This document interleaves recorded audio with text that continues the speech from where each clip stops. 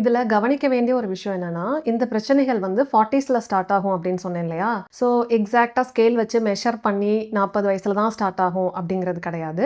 சில பேருக்கு late 30ஸ்ல even 35, 36 வயசுலயே கூட ஸ்டார்ட் ஆகலாம். ஸோ மெயினா பார்த்தீங்கன்னா, இந்த 90ஸ் கிட்ஸ் அண்ட் அதுக்கு ஒரு 10 வருஷம்க்கு முன்னாடி பிறந்தவங்க இந்த கேட்டகரியில வருவாங்க. ஆனா உண்மையிலேயே இந்த 90ஸ் கிட்ஸ் தாங்க ரொம்ப பாவம். பேரண்ட்ஸ்க்கு பயந்து வாழ்ந்த கடைசி ஜெனரேஷனும் இவங்க தான்.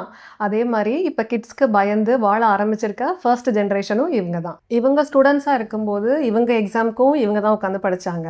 இப்போ பசங்க எக்ஸாம்க்கும் பாவம் இவங்க தான் உட்காந்து படிச்சுட்டு இருக்காங்க. ஜோக்ஸ் அபார்ட், இவங்களோட ரொம்பவே ஒரு நல்ல ஒரு யூனிக்கான குவாலிட்டி என்னன்னு பார்த்தீங்கன்னா, இவங்க மெஜாரிட்டி ஆஃப் தம் பார்த்தீங்கன்னா ஹைலி அட்ஜஸ்டபிள் அண்ட் அடாப்டபிளா இருக்காங்க. ஸோ இவங்கள எவ்வளோ ஒரு டிஃபிகல்ட்டான சிச்சுவேஷன்ல கொண்டு போய் விட்டாலும் அந்த ஹார்ட்ஷிப்ஸ் எல்லாம் என்டியூர் பண்ணி தாண்டி சக்ஸஸ்ஃபுல்லா வந்துருவாங்க. ஸோ இவங்க ஃபேஸ் பண்ற physical as well as mental health issues பத்தி தான் நாம இன்னைக்கு டிஸ்கஸ் பண்ண போறோம். ஸோ ஒரு பிரச்சனை இருக்கு, அதை சரி பண்ணணும் அப்படின்னா நம்மளுக்கு என்ன தெரியணும்? ஃபர்ஸ்ட் அந்த பிரச்சனை ஏன் வருது, அதுக்கு என்ன காரணம் அப்படிங்கிறத நம்ம தெரிஞ்சுக்கணும். நம்மளோட பிசிஓஎஸ் சீரிஸ் பார்த்த எல்லாருக்குமே தெரியும், ஒவ்வொரு பெண்ணுக்குமே 2 ஓவரீஸ் இருக்கும். ஒவ்வொரு ஓவரீஸ்லையும் சில ஆயிரங்கள்ல இருந்து சில லட்சங்கள் வரைக்கும் கருமுட்டைகள் இருக்கும் அப்படிங்கிறது.